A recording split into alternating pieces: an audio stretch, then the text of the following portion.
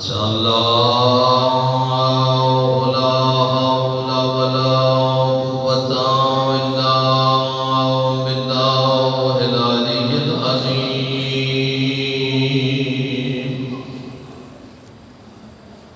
أعوذ بالله من الشيطان اللعين الرجيم. بسم الله الرحمن الرحيم. الحمد لله رب العالمين والصلاة والسلام على أشرف الأنبياء والمرسلين ورحمة للعالمين بالقاسم محمد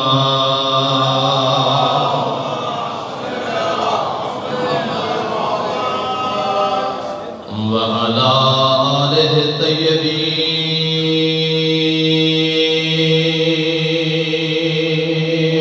الطاهرين المنتجبين المنتخبين لا سيما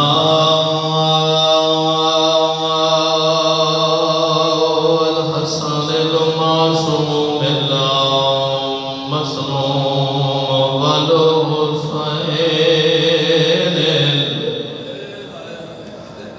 المبتول المظلوم الغريب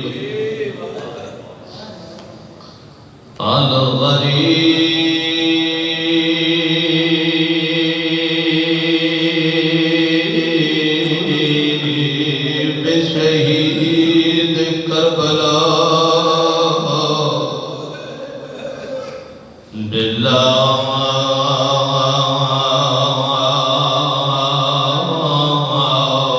جرم ولا خطأ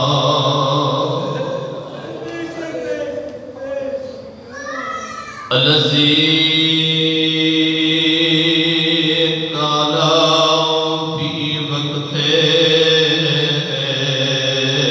بدائه من الخيام يا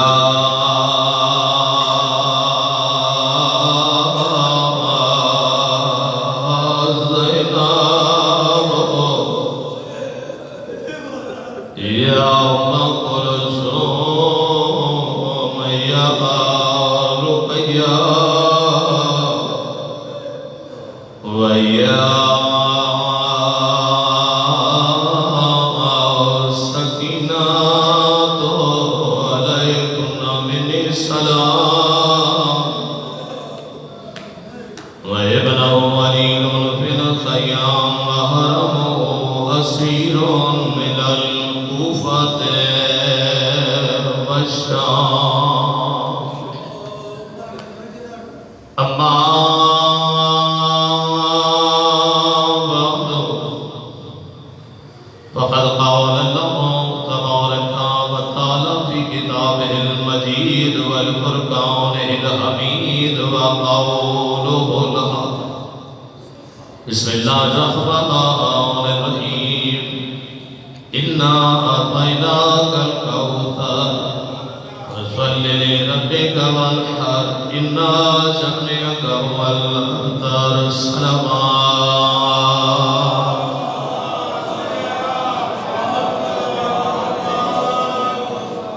والديك بلند الصلوات.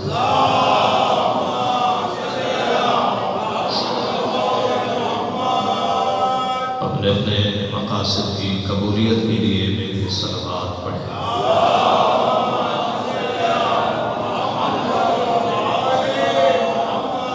اپنے اپنے مرحومین اور جملہ مومنین مرحومین کے بلندی درجات کے لیے بلند آواز سے ضرور پڑھیں.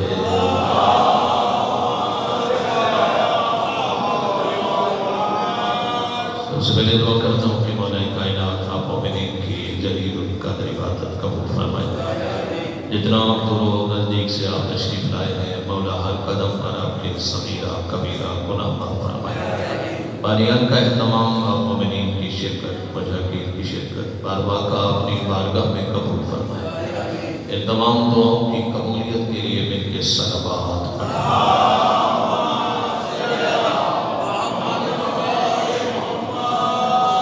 مومنین سے تمام سے ایک مرتبہ سورہ الحمد، ایک مرتبہ سورہ اخلاص کی تلاوت فرما کر سید جاوید مہدی رضوی ابن سید عباد حسین رضوی اور جملہ مومنین مومنات مرحومین شہدائے ملت جعفریہ کے حکم سے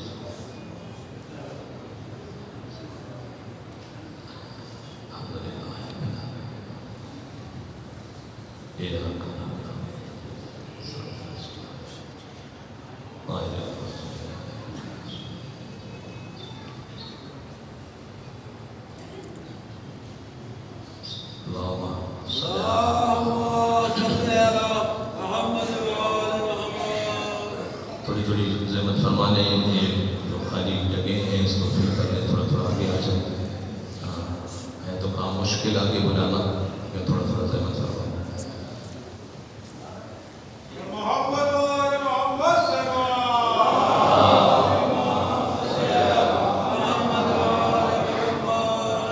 ایک اور سلوات پڑھیں مل کے۔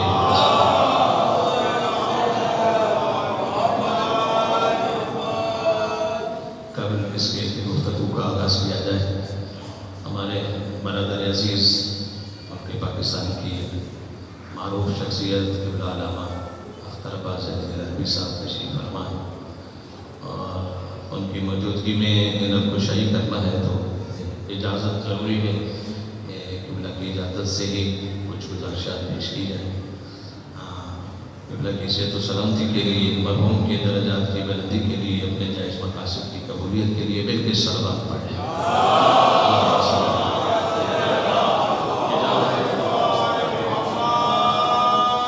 حضرت گرامی قادر، اس سال ثواب کی مجلس ہے اور میں نے سورہ کوثر کو سرنامہ کلام قرار دیا ہے۔ معروف سورہ ہے، قرآن کریم کا سب سے چھوٹا سورہ، چھوٹا الفاظ کے لحاظ سے ہے، معنی اور مفاہیم کے لحاظ سے سب سے بڑا سورہ ہے۔ ہاں، میں نے چھوٹا کہا ہے تو چھوٹا نہیں سمجھ لیجئے گا، یہ آیات کے لحاظ سے چھوٹا ہے، الفاظ کے لحاظ سے چھوٹا ہے، لیکن معنی اور مفاہیم کے لحاظ سے دیکھیں تو پورے قرآن کی تفسیر بیان ہو رہی ہے۔ سورہ کوثر کب نازل ہوا؟ یہ اس وقت نازل ہوا جب لوگ میرے نبی کو بے اولاد ہونے کا طعنہ دے رہے تھے۔ پیغمبر اسلام کے ہاں اولاد نرینہ نہیں تھی، جناب ابراہیم اس دنیا سے جا چکے تھے، اور لوگ میرے نبی کو بے اولاد ہونے کا طعنہ دے رہے تھے۔ ایک مقام سے سرکار رسالت مآب کا گزر ہوا ہے، اور ایک کافر ہے جس کا نام ہے عاص بن وائل۔ اس نے میرے نبی کو دیکھا تو اپنے دوستوں میں کھڑا ہوا، اس نے بلند آواز سے نبی کو ایک طعنہ دیا کہ وہ دیکھو اب تک جا رہے ہیں، یعنی وہ جا رہا ہے جس کی اولاد نہیں ہے، وہ جا رہا ہے جس کی نسل ختم ہو گئی ہے۔ جیسے اس نے کہا نا وہ دیکھو اب تک جا رہے ہیں، وہ محمد مصطفیٰ جو کافروں کے پتھر مارنے پہ کبھی نہیں گھبرائے تھے، جو لوگوں کے راستے پر کانٹے بچھانے سے کبھی نہیں گھبرائے تھے، یہ بے اولادی کا طعنہ دل نازک پہ لگا۔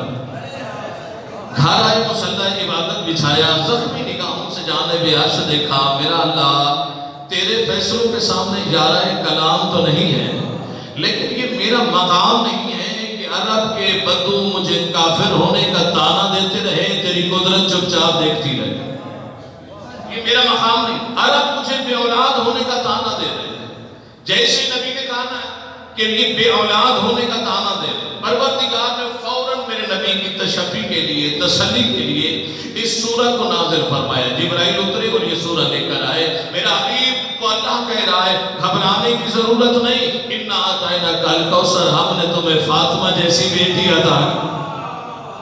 میرا حبیب پریشان ہونے کی ضرورت نہیں، میرا حبیب گھبرانے کی ضرورت نہیں، ہم نے تمہیں فاطمہ جیسی بیٹی عطا فرمائی۔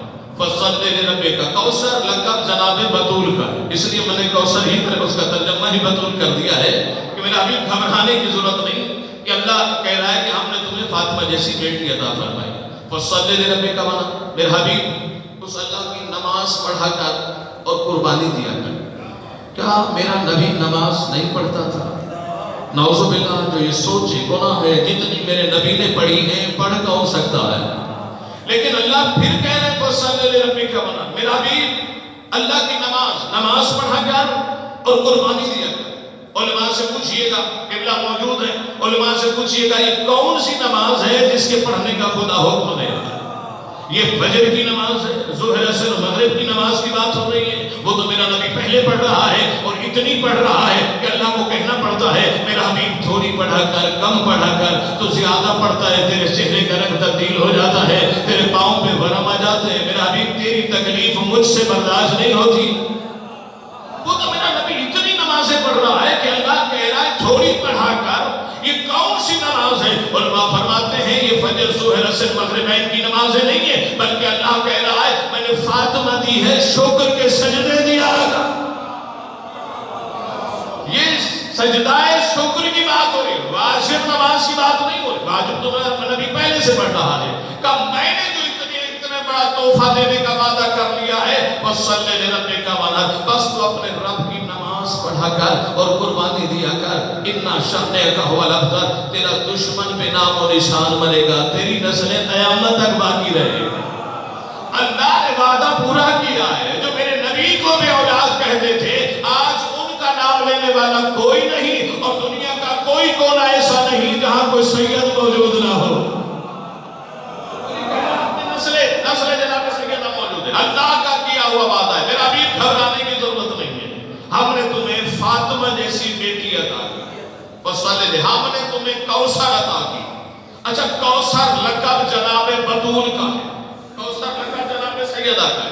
لیکن مولوی صاحب جب ترجمہ کرنے بیٹھتے ہیں وہ کہتے ہیں جی کوثر سے مراد ہے پانی کا چشمہ.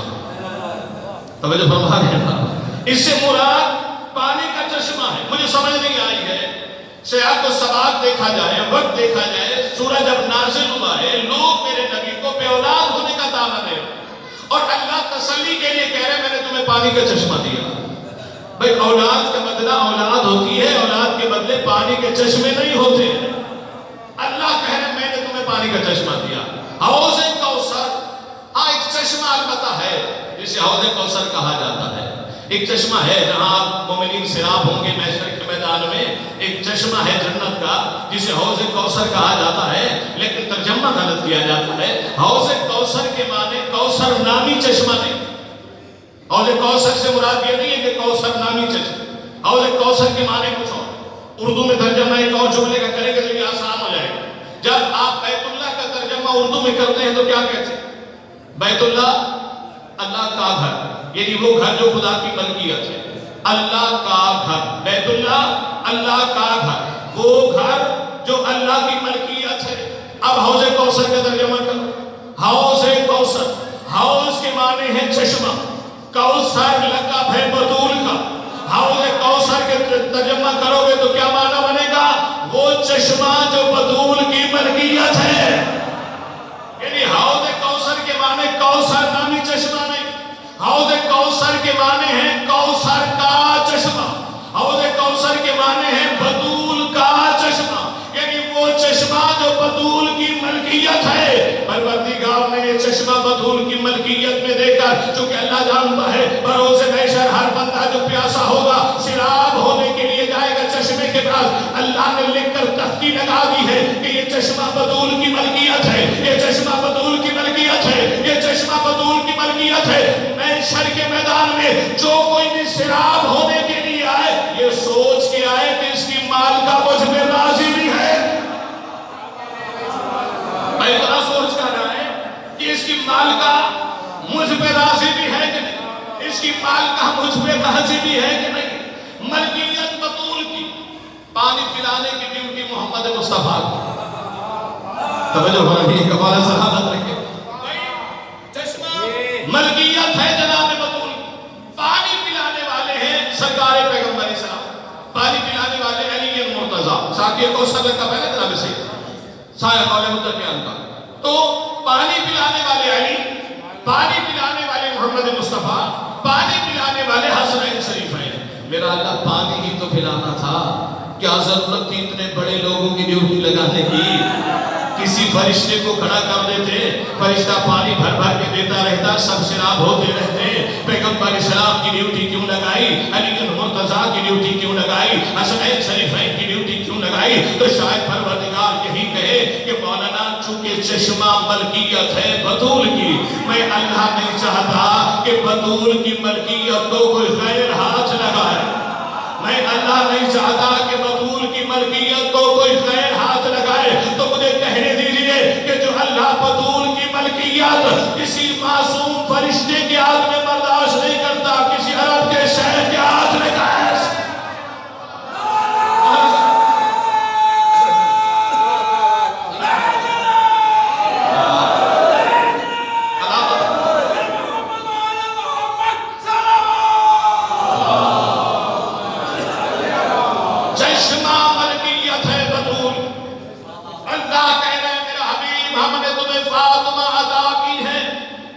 لفظ عطا اللہ پہلی مرتبہ اپنے حبیب سے کہہ رہے ہم نے عطا کی ہے. کوئی بھی چیز نبی کو دیتے ہوئے پروردگار نے یہ نہیں کہا کہ یہ میری عطا ہے. جب بھی کچھ دیا تو کہا یہ تیرا حق ہے، میں نے تجھے دیا. پہلا موقع اللہ کہہ رہے عطا ہے. عطا ایک لفظ ہوتا ہے عطا، ایک لفظ ہوتا ہے عطا. قبلہ ایک لفظ ہوتا ہے عطا، ایک ہوتا ہے عطا. الف عطا سے، ایک عطا الف سے لکھا جاتا ہے، ایک عطا عین سے لکھا جاتا ہے. عین کے معنی، عین سے جو لکھا جاتا ہے اس کے معنی کچھ اور ہے، الف سے جو لکھا جاتا ہے اس کے معنی کچھ اور ہے. جو عطا سے عین سے لکھا جاتا ہے اس کے معنی ہے کسی کو اس کے حق سے زیادہ دینا. جو الف عطا سے لکھا جاتا ہے اس کے معنی کسی کو اس کا حق دینا، یعنی کسی کو اس کا حق دینا یہ عطا ہے. حق سے زیادہ دینا یہ عطا ہے. عین سے لکھا جائے گا. سورہ کوثر میں پروردگار نے اِنَّا أَعْطَيْنَا عین سے لکھا ہے، الف سے نہیں لکھا. پروردگار کہہ رہا ہے میرا حبیب ہم نے تمہیں کوثر عطا کی ہے، عطا نہیں کی ہے، عطا کی ہے. بھئی کائنات کی ہر چیز پروردگار نے اپنے حبیب کو دی ہے. جنت کا مالک بنایا، کہا یہ تیرا حق ہے، یہ عطا ہے، یہ تیرا حق ہے، میں نے تجھے دیا ہے. بھئی سید الانبیاء بنایا، کہا تیرا حق ہے. فرشتوں کا مالک بنایا، کہا یہ تیرا حق ہے. ساقی کوثر بنایا، کہا یہ تیرا حق ہے. معراج میں بلایا، کہا یہ تیرا حق ہے. اس کائنات کی ہر چیز دے کر اللہ کہہ رہا ہے میرا حبیب حق ہے. جب فاطمہ دی تو کہا یہ عطا نہیں ہے، میری عطا ہے. یہ تیرا حق نہیں، یہ تیرا حق نہیں ہے، یہ میرا احسان ہے، یہ میں نے تمہیں عطا کی ہے. فاطمہ میرا احسان ہے. جنت دی ہے، احسان نہیں ہے.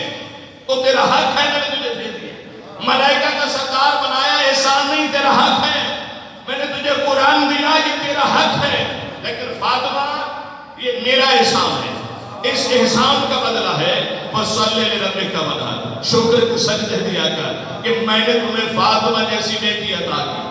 اچھا یہ لفظ عطا ایک اور مقام پر گیا. وَلَسَوْفَ يُعْطِيكَ رَبُّكَ فَتَرْضَىٰ.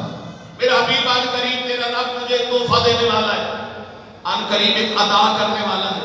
اور عطا اتنی بڑی ہے کہ تو مجھ پہ راضی ہو جائے گا. میرا حبیب تیرا رب تجھے ایک تحفہ دینے والا ہے، ایک عطا کرنے والا ہے.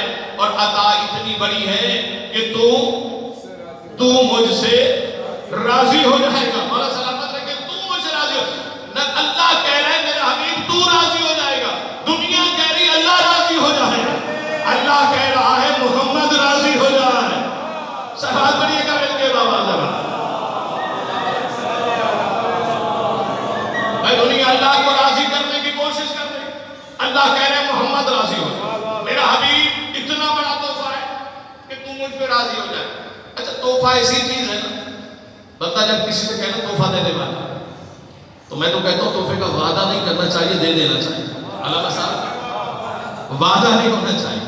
اس لیے کہ جب بندہ کسی سے کہتا ہے نا تحفہ دینے والا، تو جسے کہا جاتا ہے دینے والا، اس کے اندر عجیب خیالات آ جاتے، پتہ نہیں کیا دینے والے.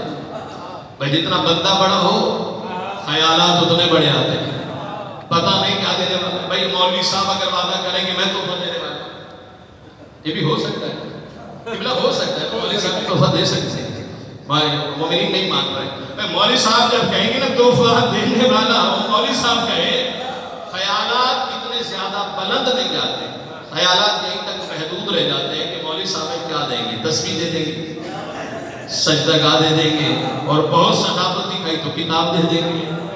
اس سے آگے خیال نہیں جاتا، بندہ جتنا بڑا خیال اتنا بلند۔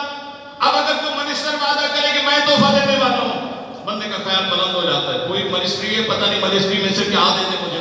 بھائی سی ایم وعدہ کرے خیال اور بلند ہو جاتا ہے، بھائی صوبے کمانے کا پتہ نہیں کیا دینا چاہتا ہے، پی ایم وعدہ کرے خیال اور بلند ہو جاتا ہے، ملک کمانے کا پتہ نہیں کیا دینا چاہتا ہے۔ جتنا بندہ بڑا خیالات اتنے بلند، اور جسے کائنات کا مالک اللہ وعدہ کرو میں تحفہ دینے والا، بھائی کائنات کا مالک اللہ وعدہ کرے کہ میں دینے والا ہوں، اور میرے حبیب میرے رسول نے بارگاہ رب العزت میں عرض کی میرا اللہ جب دینا ہی چاہتا ہے تو دے کیوں نہیں دیتا؟ بھائی تحفہ ہی تو دینا ہے، جب دینا چاہتا ہے تو دے کیوں نہیں دیتا؟ میرا اللہ جلدی تحفہ عطا فرما۔ کہ میرا حبیب یہ کوئی عام تحفہ نہیں ہے، اللہ کر یہ بات پہنچ گیا اب تک، میرا حبیب یہ کوئی عام تحفہ نہیں ہے، کہ یہ قرآن نہیں ہے کہ جہاں تو تھا میں نے قرآن نازل کر دیا، تو گھر میں تھا تو قرآن گھر میں بھیج دیا، تو سفر میں تھا تو میں نے جبریل کے ذریعے سفر میں بھیج دیا، تو سواری میں تھا میں نے سواری میں بھیجا، تو جنگ میں تھا میں نے جنگ میں بھیجا، تو حجرے میں تھا میں نے حجرے میں بھیجا، تو صحابہ میں تھا میں نے صحابہ میں بھیجا، جہاں جہاں تو تھا میں قرآن جبرائیل کے ذریعے بھیجتا رہا۔ یہ قرآن نہیں فاطمہ ہے، لینا ہے تو آنا پڑے گا۔ اور آپ کو سلامت رکھیں، یہ قرآن نہیں ہے، یہ قرآن کی آیت نہیں کہ جبرائیل کے ذریعے نازل کر دو، یہ فاطمہ ہے، یہ تحفہ اتنا بڑا ہے کہ یہ لینے کے لیے آنا پڑے گا۔ توجہ فرمائیے گا، آپ سمجھیے گا، معراج میں جانے کا مقصد سمجھیے گا۔ بھئی اللہ کے نبی معراج میں، اللہ کے نبی کو اللہ معراج میں بلا کیوں رہا تھا؟ معراج میں بلانے کا کوئی اور مقصد نہیں تھا، کوئی اور مقصد تھا ہی نہیں، معراج میں بلانے کا مقصد صرف یہی تھا۔ اور آپ کو سلامت اس لیے کتنا موجود ہے، 120 معراجیں ہیں میرے نبی، 120 مرتبہ معراج پہ گئے ہیں۔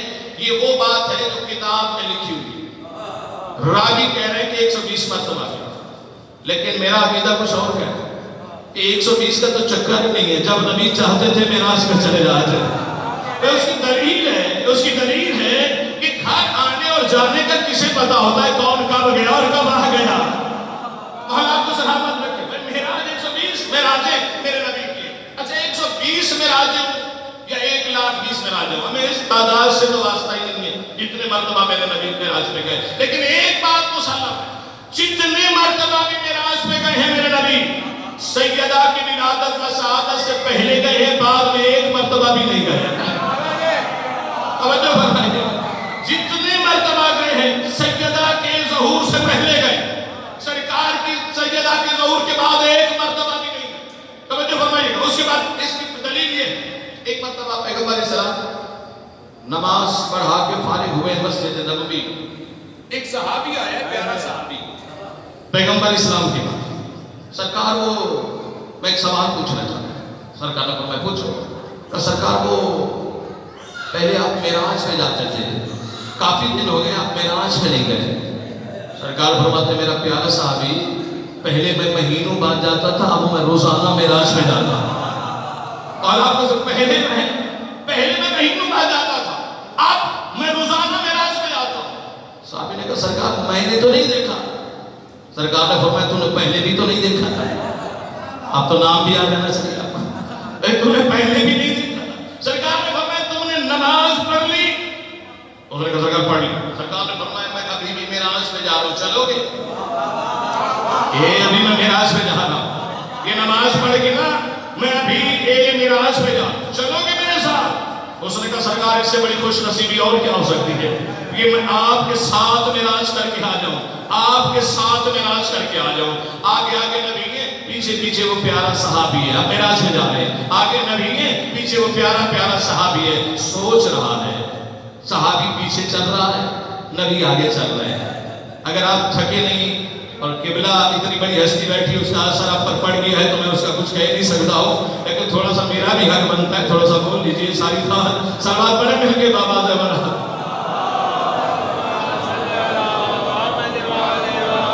کیونکہ میں علامہ صاحب کو اکثر کہتا ہوں سفارت خانے والے مجھے بہت اچھا سنتے ہیں، آج کہہ کے ایسے سنتے ہیں. ہاں تھوڑا سا بول دیں گے تو ان کو تصدیق ہو جائے گی. سلوات پڑھیں مل کے بابا زبرہ. سلامت رہے. آگے نبی جا رہے، پیچھے وہ پیارا صحابی تھا. صحابی کہتے اسے جو نبی کے پیچھے چلے. یہ ذہن میں رکھیے، صحابی کہتے اسے ہیں جو نبی کے پیچھے پیچھے چلے. جو پیچھے چلے وہ صحابی ہوتا ہے، جو نبی کے آگے کھڑا ہو جائے وہ صحابی نہیں ہوتا ہے. یہی ڈیفینیشن ہے نا صحابی کی. صحابی کسے کہتے ہیں؟ صحابی کی ڈیفینیشن کیا ہے؟ یہی ہے کہ جو نبی سے پیار کرے وہ صحابی ہوتا ہے، جو نبی سے محبت کرے وہ صحابی ہوتا ہے. یہی ڈیفینیشن ہے، یہ سنت میں بھی ہے. یہی ہر بندہ کہے گا کہ صحابی کسے کہتے ہیں؟ جو نبی سے پیار کرے. جو نبی سے پیار کرے وہ صحابی ہوتا ہے. جس سے نبی پیار کرے وہ اہل بیت ہوتے ہیں. اہل بیت اور صحابی کا فرق سمجھیے گا. جو نبی سے پیار کرے وہ صحابی، جس سے نبی پیار کرے وہ اہل بیت. جو اس نبی کو اپنے شانوں پہ اٹھائے وہ صحابی، جسے محمد اپنے کندھوں پہ اٹھائے وہ اہل بیت. آپ کو سلامت رکھیں.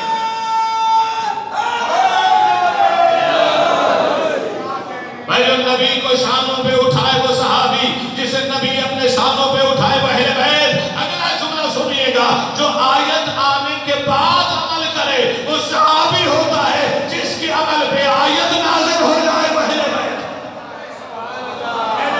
صحابی کا ہمیں کوئی فرق نہیں پڑتا. اہل بیت کے اور صحابی کا فرق سمجھے. ہم تو صحابہ کو بھی مانتے ہیں، ہم اہل بیت کو بھی مانتے ہیں، لیکن جس کا مقام ہے ہم وہی دیتے ہیں. صحابی کسے کہتے ہیں؟ اہل بیت کسے کہتے ہیں؟ صحابی پیچھے چل رہا ہے، نبی آگے چل رہے ہیں. پیچھے چلنے والا سوچ رہا. سوچنے پہ تو پابندی نہیں ہے. اب آپ کیا سوچ رہے ہیں مجھے کیا پتہ ہے؟ سوچنے پہ پابندی نہیں ہے، تخیل پہ پابندی نہیں ہے. علامہ کیا سوچ رہے ہیں وہ تو خیر میں سمجھ رہا ہوں، اس لیے کہ ان کو مجلس میں جانا ہے. آپ کی سوچ نہیں سمجھ رہا ہوں، ان کی سمجھ رہا ہوں. اور آپ کو سلامت رکھے. صحابی پیچھے چل رہا، نبی آگے چل رہا. بندہ جب پہلی مرتبہ کے سفر میں جا رہا اور مقدس سفر میں جا رہا، پہلی مرتبہ کربلا جا رہا، خیال آتے ہیں جہاز میں بیٹھوں گا، جہاز لینڈ کرے گا، جب آنے ملوں گا، پہلی مرتبہ زیارت کے لیے جاؤں گا، پتہ نہیں گنبد کیسا ہوگا، زری مبارک کیسی ہوگی، وہ سب خیال بنتا ہے ذہن میں. وہاں جائے تو بالکل الٹ ہوگا، مگر آپ ذہن میں کچھ اور سوچ کے جا رہے ہوں گے. وہاں ہو سکتا ہے ممکن ہے وہی سوچ رہے ہو جو مل جائے سامنے، اور ممکن ہے کہ الٹ ہو جائے. اور بہت ساری چیزیں وہ نہیں ہوتی جو آپ سوچ کے جاتے ہیں. تو نبی جب بلا رہے ہیں صحابی کو کہ میں جا رہا ہوں میرے راستے، چلو گے میرے ساتھ. پیچھے صحابی ہے اور پیچھے پیچھے صحابی ہے، آگے محمد مصطفیٰ ہے. صحابی سوچ رہا ہے ابھی براق آئے گا، براق پہ سرکار بیٹھے گی، پیچھے میں بیٹھوں گا، براق پرواز کرے گا. بھائی خیالوں میں تو پابندی نہیں ہے نا. براق اڑے گا، پرواز کرے گا، پہلا آسمان آئے گا، دوسرا آسمان آئے گا، تیسرا آئے گا، پانچواں آئے گا، چھٹا آئے گا، ساتواں آئے گا. پھر حجابات آئیں گے، حجابات ختم ہوں گے، پھر وہ مقام آئے گا جہاں جا کے میں معراج کراؤں گا. یہ صحابی تخیل میں، ذہن میں، خیال میں سوچ رہا ہے. نبی کے پیچھے چلتے ہوئے صحابی آسمان بدل رہا ہے، نبی مدینے کی گلیاں بدل رہے ہیں. سمجھ آ رہی ضرور بولیے گا. بھائی صحابی تخیل میں گلیاں بدل رہا ہے، آسمان بدل رہا ہے، نبی مدینے کی گلیاں بدل رہے ہیں. سرکار نے ایک گلی کراس کی، جملہ قیمتی ہے، دوسری گلی کراس کی، سیدھا فاطمہ کے دروازے پہ لائے. سرکار فرماتے ہیں کر لو معراج. سرکار فرماتے ہیں کر لو معراج، کر لو معراج. سرکار فرماتے ہیں کر لو معراج. صحابی کہتے ہیں اللہ کے نبی یہی معراج ہے. پتہ نہیں تھکے ہوئے ہیں یار. صحابی کہتے ہیں سرکار یہی معراج ہے.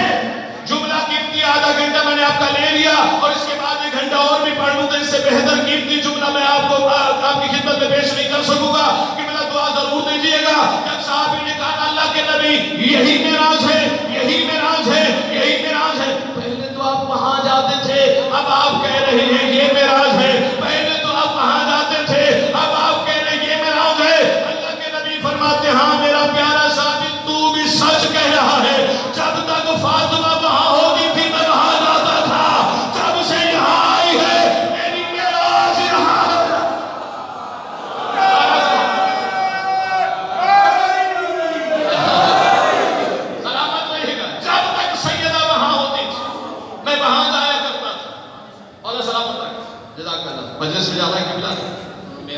پہ میں تشریف لائی، اتنا دیر میں بیٹھ گئے تو بڑی بات ہے.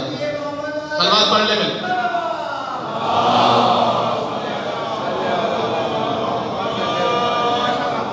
میرا پیارا صحابی، جب تک فاطمہ وہاں تھی میں وہاں جایا کرتا تھا.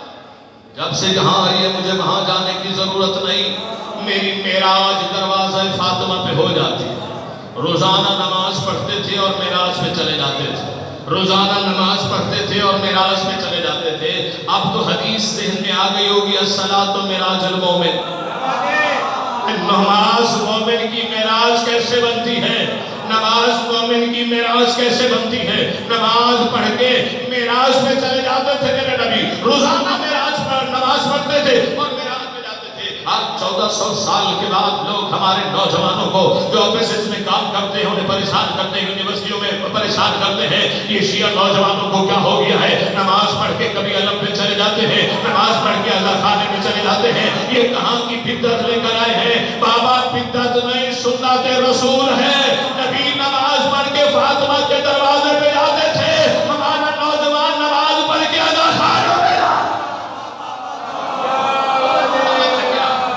بھائی یہ سنت رسول ہے. بھلا آپ کو سلامت رکھے. بہت بڑے اعتراض کا جواب دینے کے لیے جا رہا ہوں کہ نبی نماز پڑھ کے سیدہ کے دروازے پہ جاتے تھے. ہمارا مادنی نوجوان، ہمارا نمازی نوجوان جب نماز پڑھ لیتا ہے کبھی علم پہ چلا جاتا ہے، کبھی ادا خانے میں چلا جاتا ہے، کبھی علم پہ چلا جاتا ہے، کبھی ادا خانے میں چلا جاتا ہے. کیوں؟ ہمارا نوجوان جانتا ہے نمازیں مسجد میں ہوتی ہیں، قبولیت کی سند ادا خانہ میں.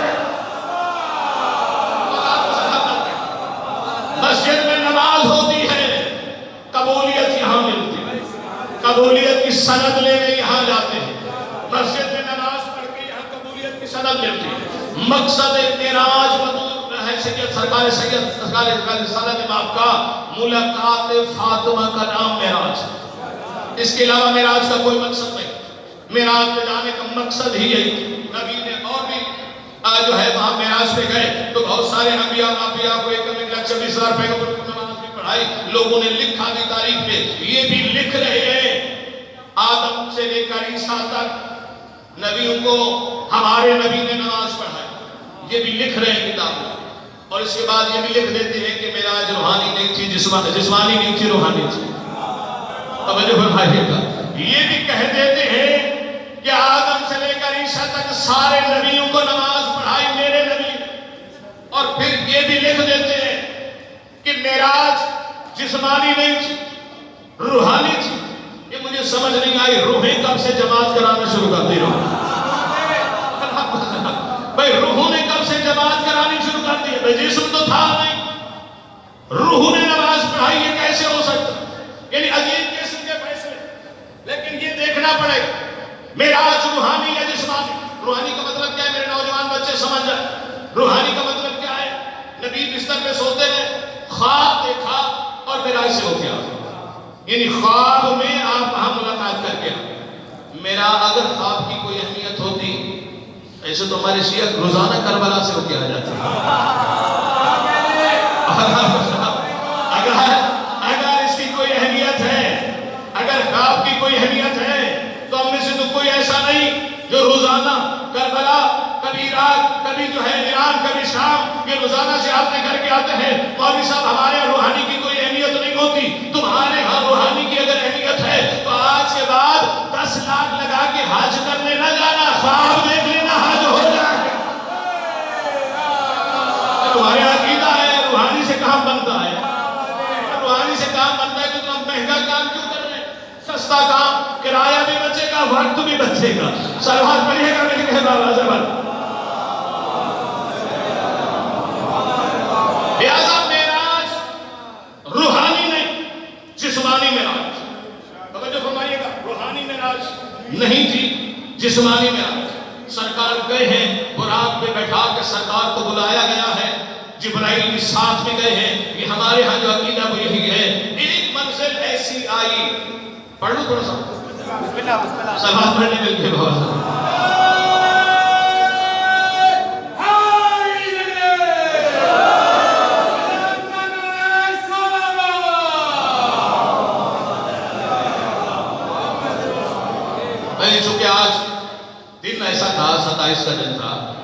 اور معراج کا ذکر ہونا ضروری ہے، اور اس کو بدقسمتی کہا جائے یا کیا کہ جو معراج کو روحانی مانتے ہیں وہ بڑا اہتمام کرتے ہیں، اور جو جسمانی مانتے ہیں اہتمام انہیں کے یہاں نہیں ہوتا ہے۔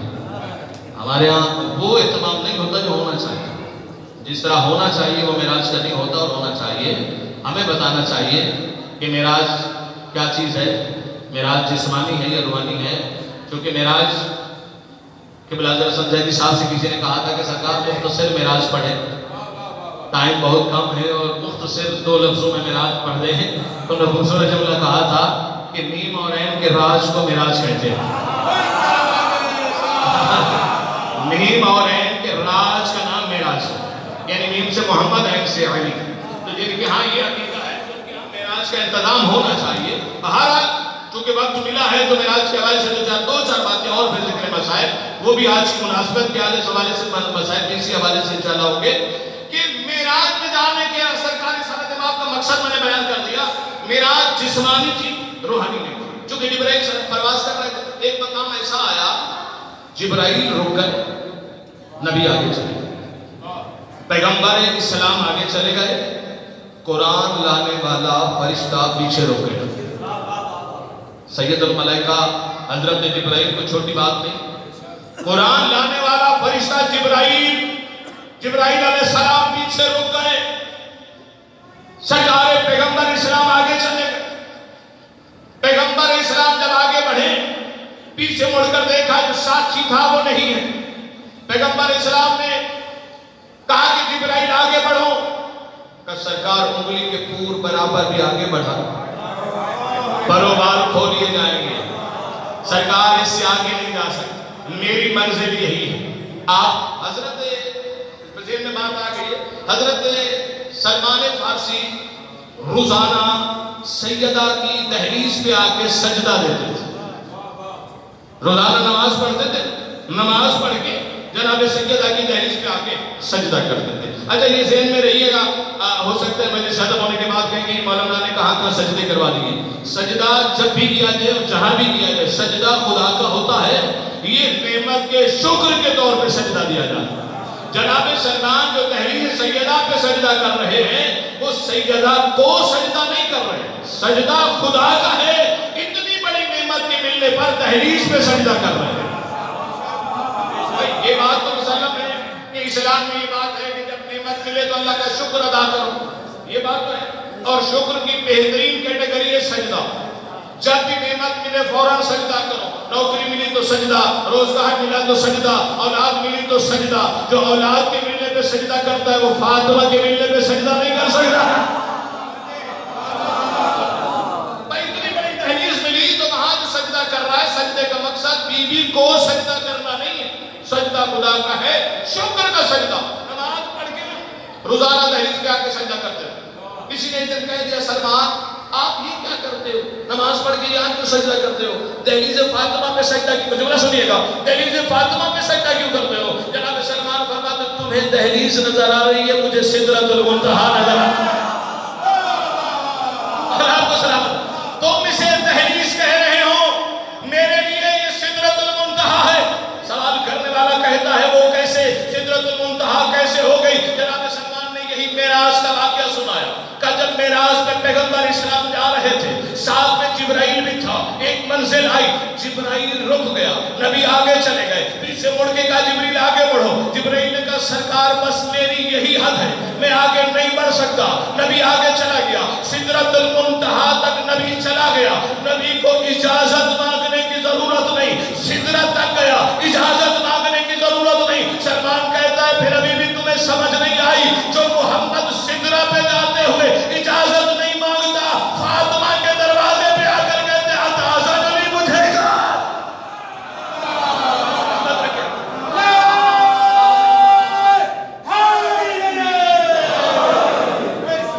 سلامت لے گا، جو سدرہ تک جاتے ہوئے اجازت نہیں مانگتا، وہ یہاں دہلیز پہ جب پہنچتے تو کہتے کھڑا ہو جاتا، کہتے اتعاذن لی مجھے اجازت ہے میں اندر آ جاؤں۔ اچھا سرکار وہاں آگے بڑھے، جبرائیل بھی شروع کیا، عام فرشتہ نہیں، سید الملائکہ ذہن میں رکھیے گا، اتنا بڑا فرشتہ پیچھے رک گیا، سرکار آگے چلے گئے۔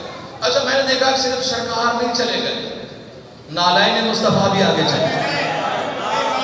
सिर्फ नबी नहीं गए, नबी के जूते मुबारक भी चले गए, नालाइन मुबारक भी आगे चले गए। अब अगर इजाजत है तो किबला हज़रत सैयद अली साहब का जुमला कह, किबला से किसी ने कहा कि किबला मेराज रूहानी थी या जिस्मानी थी? किबला ने ये मजलिस पढ़ते पढ़ते कह दिया था, देखो आज के बाद भी अगर कोई नबी ने कहा है कि अगर आज के बाद भी कोई मौलवी कहे ना मेराज रूहानी थी, तो उन्हें मोहम्मद मुस्तफ़ा का जूता दिखा दिया। पैगंबर इस्लाम की नालाइन जूता दिखा देना, इसलिए कि जूते रूहें नहीं पहना करती, जिस्म पहना करते हैं।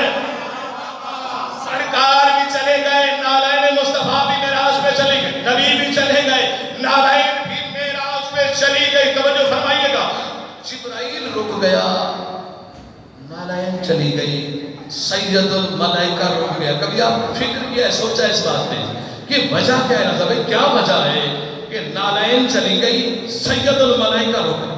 मुबारक भाई नदी भाई, जनाब जिब्राइल रुक गए, सैयदुल मलाइका रुक गया, नबी चले गए और नालाइन भी चली गई। चले नबी चले गए ठीक है, नालाइन भी, जूते मुबारक भी चले गए।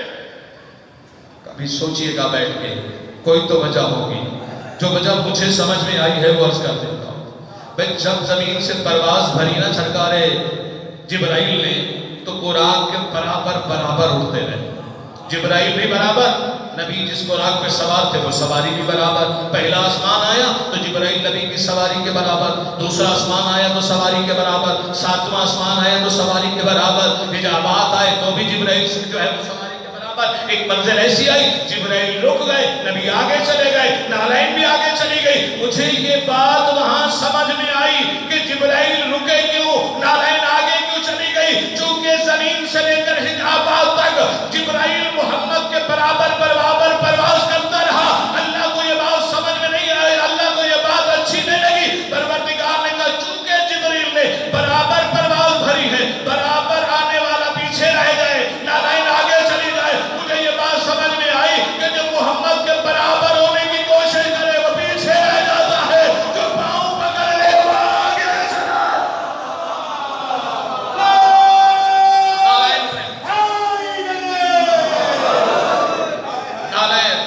नालाइन भी आगे चले, नबी भी आगे चले।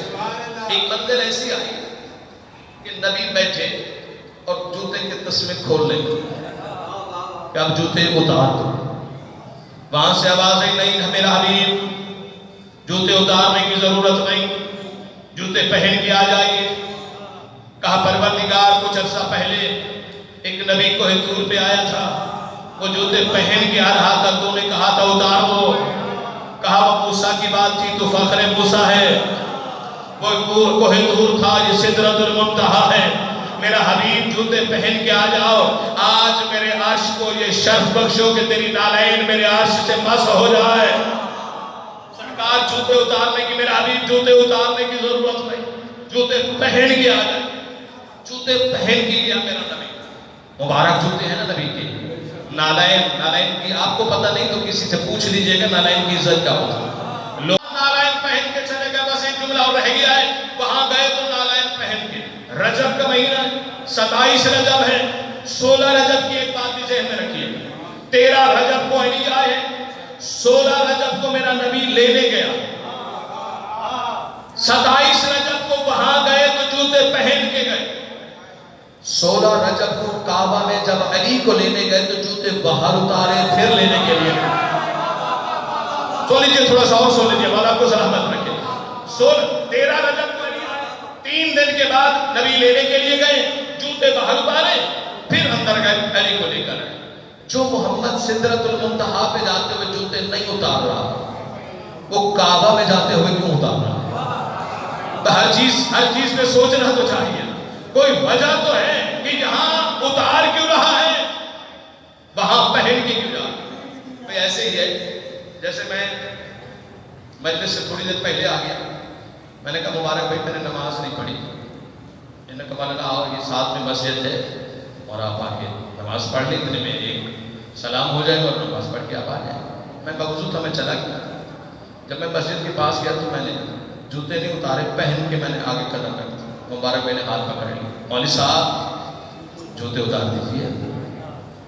میں نے کہا مبارک بھائی مشکل دور ہے کہ ایسا نہ ہو کہ جوتے چوری ہو جائے. انہوں نے کہا وہ ایک الگ مسئلہ، لیکن اللہ کا گھر ہے، سرکار جوتے اتار کے آئے پھر آ کے. میں نے کہا ٹھیک ہے آپ صحیح کہہ رہے ہیں. میں نے جوتے اتارے، اندر گیا، نماز پڑھی، نماز پڑھ کے واپس آیا، مجلس پڑھی، مجلس پڑھ کے گھر جانے لگا. تو جب ان کے گھر پہنچا، جیسے مین گیٹ پہ پہنچا، میں نے کہا جوتے اتارنے چھوڑ دیا. انہوں نے کہا مولوی صاحب آپ کیوں اتار رہے ہیں؟ میں نے کہا آپ ہی نے تو کہا ہے کہ جوتے اتار کے آنا چاہیے. انہوں نے کہا نہیں مولوی صاحب، وہاں کی بات اور تھی، یہاں کی بات اور ہے. وہ اللہ کا گھر تھا، یہ میرا اپنا گھر ہے. اللہ کے گھر میں جوتے اتار کے جاتے ہیں، اپنے گھر میں جوتے پہن کے آتے ہیں. آپ سمجھیے گا پیغمبر اسلام وہاں جوتے پہن کے کیوں گئے اور کعبہ میں جوتے اتار کے کیوں گئے؟ 16 رجب کو اس لیے اتار کے گئے کہ نبی اللہ کے گھر میں جا رہے تھے. معراج میں اس لیے پہن کے گئے کہ اپنے پرانے گھر جائیں.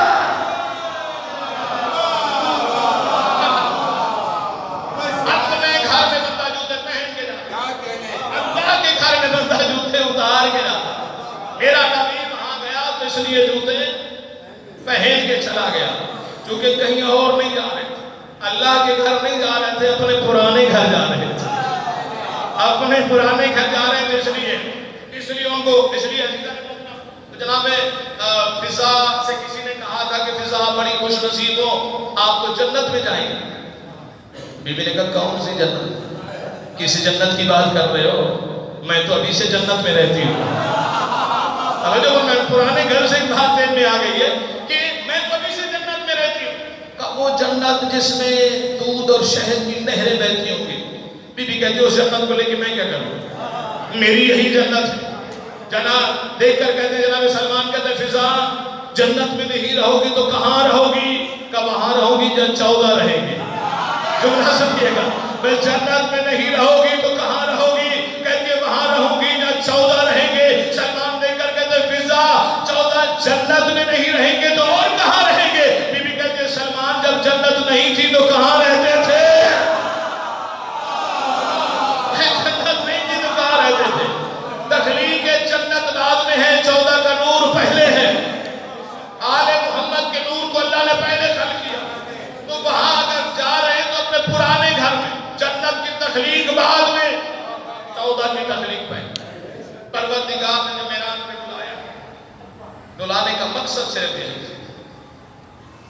جب تک سیدہ وہاں تھی نبی معراج پہ وہی آیا کرتے تھے، اور جب سیدہ آئی تو نبی معراج پہ سیدہ کے دروازے پہ آ کے رک جاتے تھے. عطا نبی اجازت ہے میں اندر داخل ہو جاؤں. بی بی دروازے پہ آ کر کہتی ہیں بابا آپ کا گھر ہے، آپ کی بیٹی کا گھر ہے، کیا ضرورت ہے آپ کو اجازت دینے کی؟ بابا آپ آ جایا کریں. کہا بیٹا میں اکیلا نہیں ہوتا، میرے ساتھ صحابی ہوتے ہیں، میں سب کو ساتھ لے کے اس دروازے پہ رک کے بتاتا ہوں اس دروازے کی عظمت کیا ہے.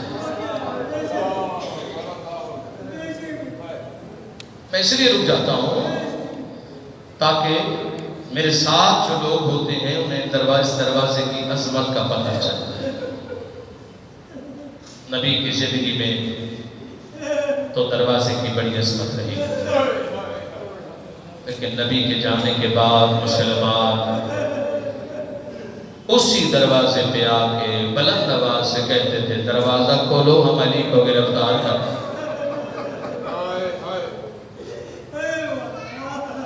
نبی کے بعد مسلمانوں نے آل نبی کو مدینے میں رہنے نہیں دیا، مجبوراً مدینہ چھوڑا ہے علی نے. بی بی سیدہ نے کہا تھا نا کہ جب مولا نے کہا زہرا اس دنیا سے جا رہی ہو بابا کے سامنے علی کی کوئی شکایت نہ کرنا. تو بی بی نے کہا تھا یا علی جب بابا سے ملو گی کوئی اور شکایت کرو نہ کرو ایک شکایت ضرور کرو گی. زہرا کون سی شکایت؟ یا علی آپ کی نہیں اس امت کی شکایت کرو گی. کون سی شکایت؟ یا علی میں نے سنا ہے جب آپ مدینے کے بازار سے گزرتے ہیں لوگ آپ پہ سلام نہیں کرتے ہیں. علی کی شجاعت کی کسے سننے والوں، علی کی غربت کا اندازہ کرنا، چیخیں بلند ہو گئی میرے علی کی، رو کر فرماتے ہیں زہرا بات اتنا ہوتی برداشت ہو جاتی، زہرا میں سلام کرتا ہوں مدینے والے جواب نہیں دیتے۔ علی کو بھی مسلمانوں نے اتنا پریشان کیا کہ مدینہ چھوڑنا پڑ گیا، اور علی کے بعد مسلمانوں نے حسین کو بھی مدینے میں نہ رہنے دیا۔ خط لکھا گیا حاکم شام کی طرف سے، حسین سے کہو یا تو بیعت کرے یا وطن چھوڑے۔ کل 28 رجب ہے، مولا حسین نے مدینہ چھوڑا ہے۔ سفر مدینہ کربلا کا آغاز ہو رہا ہے، کل آغاز ہو رہا ہے کربلا کا۔ حسین یا بیعت کرو یا وطن چھوڑو۔ ولید نے حسین کو دربار میں بلا کے خط پیش کیا، امام نے خط پڑھا، لکھا ہوا تھا حسین یا بیعت کرو یا وطن چھوڑو۔ غریب نے دو ٹوک جواب دیا، مثلی لا یبیع مثلہ، میرے جیسا اس جیسے کی بیعت نہیں کر سکتا، مجھے وطن چھوڑنا قبول ہے، میں وطن چھوڑ سکتا ہوں، میں بیعت نہیں کر سکتا۔ صاف جواب دے کے ولید کے دربار سے واپس ہے حسین، گھر نہیں گئے، نانا کی قبر پہ آئے ہیں۔ نانا، جس مدینے کی گلیوں میں آپ مجھے اپنے شانوں پہ اٹھا کے سیر کراتے تھے، نانا مسلمان مجھے اس مدینے میں رہنے نہیں دے رہے، نانا میں مدینہ چھوڑ کے جا رہا۔ پھر بھائی حسن کی قبر پر آئے، حسن بھائی جس مدینے کی گلیوں میں ہم مل کر کھیلا کرتے تھے، مسلمان مجھے اس مدینے میں رہنے نہیں دے رہے۔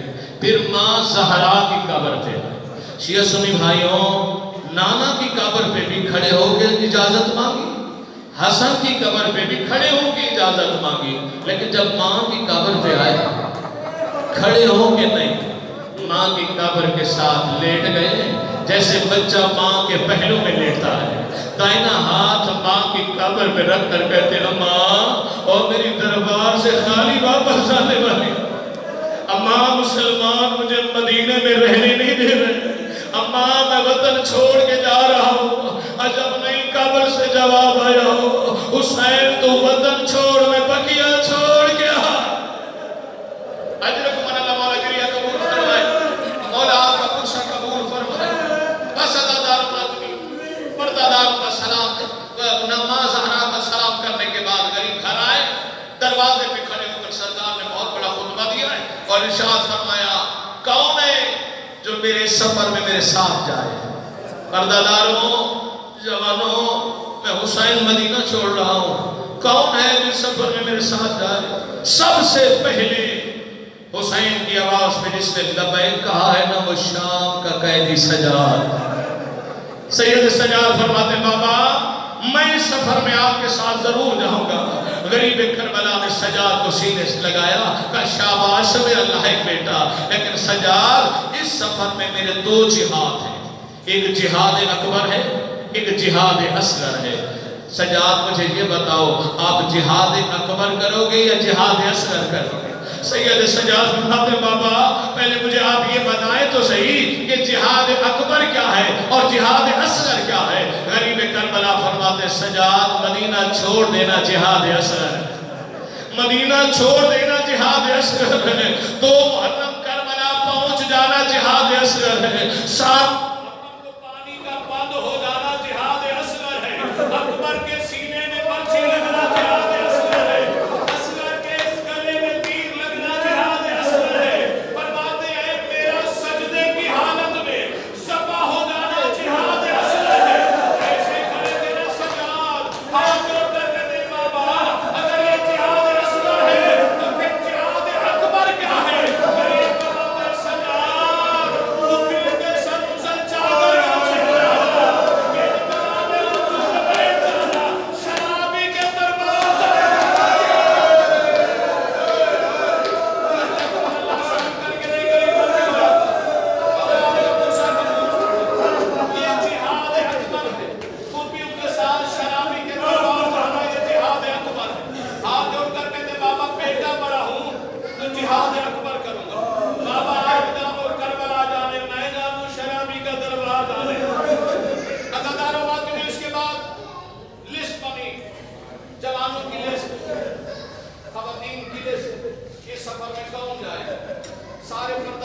مجلس تیار ہو گئی، سوار ہونا شروع ہوئے، بیویاں سوار ہونا شروع ہوئی، عزاداروں ناظمینوں ہر کوئی سوار ہو گیا۔ غریب کربلا فرماتے عباس ہر کوئی آیا ہے، اصغر کی ماں رباب نہیں آئی، سکینہ کی ماں رباب نہیں آئی۔ ذرا جاؤ تو صحیح، رباب کو بلا کر لے کر آؤ۔ جناب عباس نے عجیب منظر دیکھا کہ جناب رباب ہے، اصغر کو گود میں لیا ہوا ہے، سکینہ کی انگلی پکڑی ہوئی ہے، گھر کا دروازہ کھولتی بھی ہے اور بند بھی کر دیتی ہے، کبھی کھولتی ہے پھر بند کر دیتی ہے۔ جناب عباس نے یہ منظر دیکھا نا، دوڑتے ہوئے واپس سے مولا جو منظر میں دیکھ کے آ رہا ہوں، تھوڑی دیر اگر یہی کیفیت رہی تو کہیں اصغر کی ماں مر نہ جائے، مولا جلدی جائیے۔ سرکار تشریف لائے، کوئی منظر دیکھا، گود میں اصغر ہے، سکینہ کی انگلی پکڑی ہوئی ہے، کبھی دروازہ بند کرتی ہے کبھی کھولتی ہے۔ جناب حسین قریب ہے، رباب اصغر کی ماں اگر سفر کی تکلیف برداشت نہیں ہوتی تو بے شک آپ وطن پہ رہ جاؤ، سکینہ بھی وطن پہ رہ جائے، آپ بھی وطن پہ رہ جاؤ۔ دیکھ کر کہتی ہوں مولا میں کوئی علی کی بیٹیوں سے جو زیادہ نفیس نہیں، مولا میں ضرور جانا چاہتی ہوں، کہا میں نے اتنی دیر کیوں کر دی ہے؟ کہ مولا ایک مشکل بن گئی ہے، آپ نے کہا ہے گھر کے دروازے بند کرو، تالے لگاؤ، چابیاں صغرا کے حوالے کرو۔ میں تالا لگا کے سوچتی ہوں جب چابی دینے کے لیے صغرا کے پاس جاؤں گی اور صغرا نے آج مجھے کہہ دیا کہ اگر میری ماں ہوتی مجھے ساتھ لے جا، آج مجھے پتا چلا ہے میں یتیم ہوں، میری ماں ہوتی مجھے ساتھ لے جا۔ مولا آپ کا گریہ قبول فرمائے۔ جیسے ہی نمنا کا حسین میں تم دروازہ بند کرو، چابی مجھے دو، میں صغرا کے حوالے کرتا ہوں، میں چابی بھی دوں گا، صغرا سے باتیں کروں گا، تو پیچھے سے گزر جانا۔ جناب حسین چابی لے کر وہاں آئے جہاں صغرا بیٹھی تھی، چابی دے کے باتیں کرنے لگے، پیچھے سے اصغر کی ماں گزرنے لگی۔ جناب صغرا کی نظر پڑی، دیکھ کر کہتی اماں رباب مجھے پتہ چل گیا ہے میں یتیم ہوں، اماں تو اپنے بچوں کو ساتھ لے کے جا رہی ہے، اصغر سے اور ساتھ ہے، سکینہ ساتھ ہے، اگر میری ماں ہوتی مجھے اکیلا چھوڑ کے نہ جا۔ اماں میں نہیں روکتی، بے شک چلی جا، لیکن اماں تھوڑی دیر آ، مجھے میرا اصغر ملا، مجھے اصغر سے کچھ باتیں کرنی ہے۔ بی بی رباب نے اصغر دیا، سکینہ نے سینے سے لگایا، کافی دیر تک پیار کرتی رہی۔ دیر جب کافی ہو گئی نا، حسین فرماتے ہیں صغرا اب سکینہ رباب اکبر کو اصغر کو رباب کے حوالے کرو، پردہ دار تھک گئے ہوں گے۔ جناب صغرا کہتی ہے بابا میں نے ہاتھ بڑھایا تھا، اصغر میرے پاس آ گیا، بابا آپ بھی ہاتھ بڑھاؤ، اگر اصغر آ جائے تو لے جانا۔ جناب رباب نے ہاتھ بڑھایا، اصغر نے صغرا کو نہ چھوڑا، حسین نے ہاتھ بڑھایا، اصغر نے صغرا کے گلے سے ہاتھ نہیں نکالے، پردہ دار بیویاں اتری، ہر بیوی نے ہاتھ بڑھائے، اصغر نہیں آیا، کوہرام تباہ ہو گیا۔ جناب حسین اصغر کے پاس آئے، اللہ جانے کان میں کیا کہا، اصغر تڑپے، صغرا کو چھوڑا، بابا کی گردن میں بہن ڈالی۔ جناب صغرا کہتی ہے بابا آپ نے اصغر سے کیا کہا ہے؟ کہ صغرا میں نے اصغر سے کہا ہے اصغر اگر تم مدینے رہ گیا تیرے حصے کا تیر کون ہے؟ میرا کربلا کا فاتح بیٹا، میرا کربلا کا فاتح بیٹا، تیرے حصے کا تیر کہاں ہے؟ عزاداروں باتوں میں سارے ہو گئے سوار، جناب زینب آئی حسین کے پاس، حسین سارے سوار ہو گئے، حسین کا میرا نام فہرست میں نہیں ہے۔ زینب میں بانی شریعت ہوں، میں شریعت سمجھانے جا رہا ہوں، بس آخری جملہ، شریعت سمجھانے جا رہا ہوں، تیرا وارث زندہ ہے، شریعت کا حکم ہے شوہر کی اجازت کے بغیر بیوی گھر سے باہر قدم نہ رکھے۔ زینب یہ بھی میں جانتا ہوں تیرے بغیر میرا مشن مکمل نہیں ہو سکتا، لیکن میری مجبوری ہے، میں تجھے ساتھ لے کے بھی نہیں جا سکتا جب تک عبداللہ اجازت نہ دے دے۔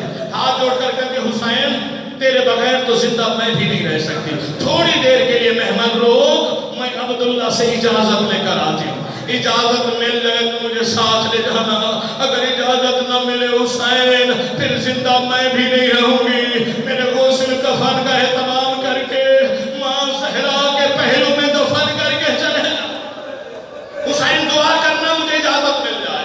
بھائی کے گھر سے تیز قدم چلتی جناب عبداللہ کے گھر میں آئیے، جناب عبداللہ بستر بیماری پہ آرام ارشاد فرما رہے شرم و حیا کی ملکہ نے شوہر کو جگایا نہیں، خاک پہ بیٹھ کے رونا شروع کیا، رو بھی رہی ہے، زمین پہ لکیریں بھی کھینچ رہی ہیں۔ چھوٹی بیٹیوں نے ماں کو روتا ہوا دیکھا نا، جلدی سے بابا کے پاس آئی، بابا کا شانہ ہلایا، بابا آپ آرام کر رہے ہیں، وہ دیکھو ہماری ماں رو رہی ہے، وہ ہماری ماں رو رہی ہے۔ تڑپ کے جناب عبداللہ اٹھے، زینب علی کی بیٹی کیوں رو رہی ہے؟ جلدی کر خواب چھوڑ دے، کہیں تجھے عباس روتا ہوا نہ دیکھ۔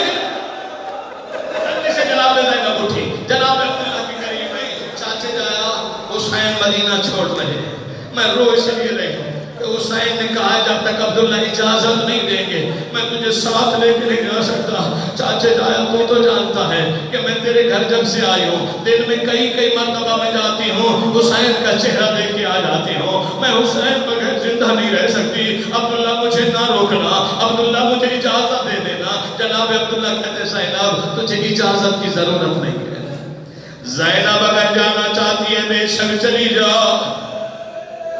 جناب زینب کہتی عبداللہ وہ کیوں بھی؟ جناب عبداللہ کہتے زینب مجھے وہ وقت نہیں بھولتا جب میرا تیرے ساتھ عقد ہو رہا تھا، جب چاچا علی نکاح پڑھا رہے تھے، صیغہ نکاح مکمل ہوا، زینب میں نے دیکھا ہے میرے چچا علی کی ریش مبارک آنسوں سے تر ہو گئی ہے، روتے ہوئے علی آئے، ہچکی بندھی ہوئی تھی، میرا ہاتھ پکڑا مجھے الگ لے گئے، مجھے سینے سے لگا کر کہتے تھے عبداللہ تو میرا بیٹا ہے، زینب میری بیٹی ہے۔ عبداللہ